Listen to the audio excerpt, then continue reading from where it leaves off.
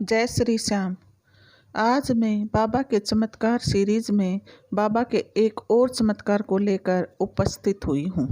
बाबा का एक भक्त का भाई बहुत ज़्यादा शराब पीता था। उसने उसको बहुत समझाने की कोशिश की, लेकिन वह मानता ही नहीं था। बड़ा भाई होने के कारण वह उसे ज़्यादा कुछ कह भी नहीं पाता था। उसने बाबा के सामने अपनी अरदास लगाई कि किसी तरह उसकी शराब छुड़ाई जाए, क्योंकि वह हर समय नशे में धुत रहता था। अपनी नौकरी भी छोड़ दी थी। शराब के लिए पैसे नहीं मिलते तो घर का सामान उठाकर बेच देता। सभी घर वाले उसकी हरकतों से बड़े परेशान थे, इसलिए उसने बाबा के सामने विनती की। तभी एक भक्त ने उसके कंधे पर हाथ रखा और कहा, अपने भाई को किसी तरह खाटू में ले आओ। उसने कुछ कहने के लिए गर्दन घुमाई तो क्या देखता है कि वहाँ पर तो कोई नहीं है। काफ़ी भीड़ होने के बाद भी वह अकेला ही खड़ा था, क्योंकि सभी भक्तों का ध्यान सिर्फ बाबा में ही था। कोई किसी की तरफ ध्यान नहीं दे रहा था। उस भक्त ने अपने चारों तरफ देखा और फिर इसे कोई बाबा का चमत्कार समझकर आभार व्यक्त किया।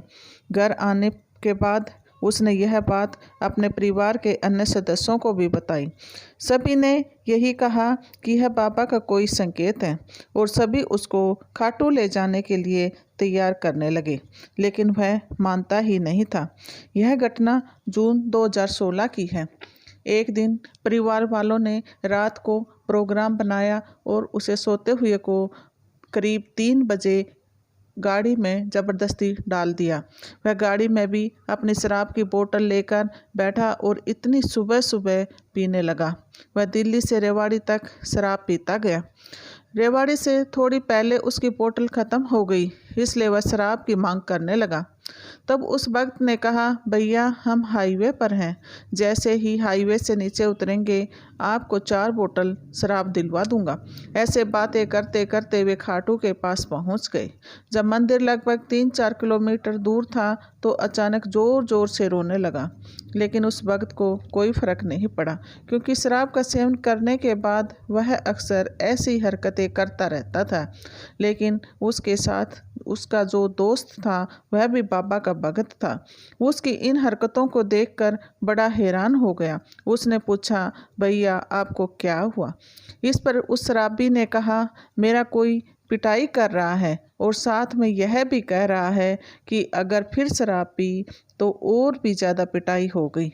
ऐसा कहने के बाद उसने अपना हाथ दिखाते हुए कहा, ये देखो, तुम्हें विश्वास नहीं हो रहा ना?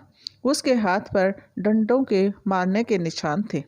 उसने गाड़ी साइड में लगाई और अपने भाई के शरीर पर निशान देखने लगा। जब तक वे खाटू में पहुंच गए थे, दोनों हाथों पर काफ़ी नील पड़े हुए थे।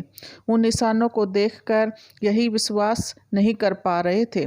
दोनों इस निष्कर्ष पर पहुंचे कि कल रात जरूर इसकी पिटाई की गई है, किसी के साथ झगड़ा किया होगा, इसलिए अब यह हमें निशान दिखाकर बेवकूफ़ बना रहा है। वह लगातार गला फाड़ फाड़ कर रोए जा रहा था। अब तक वहाँ काफ़ी भक्त इकट्ठा हो गए थे। तभी भीड़ में से एक ने कहा, इसकी पिटाई बाबा कर रहे हैं। ऐसा करो, पहले इसको बाबा के दर्शनों के लिए ले जाओ, उसके बाद कुंड में स्नान कराना, क्योंकि उस भक्त के साथ यह सब कुछ घटना घट चुकी थी। उसके कहने के बाद उसको ज़बरदस्ती पकड़कर बाबा के मंदिर में ले गए। वह पूरे रास्ते रोते हुए जा रहा था और चिल्ला रहा था, अब मत मारो, मुझे छोड़ दो, मैं शराब को हाथ भी नहीं लगाऊंगा। वह बाबा के सामने जाकर और भी ज़्यादा चिल्लाने लगा। बाबा के दर्शन करने के बाद उसको कुंड में स्नान करने के लिए ले जाया गया। अब वह कुछ शांत हो गया था।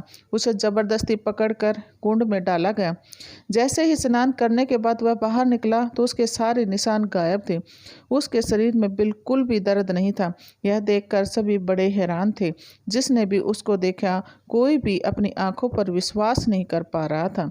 उस भगत के भाई की शराब छूट गई और आज वह फर्स्ट क्लास ऑफिसर है और बाबा का भगत है। बाबा अपने भक्तों पर आई हुई परेशानी का हल इसी प्रकार कर लेते हैं। जय श्री श्याम।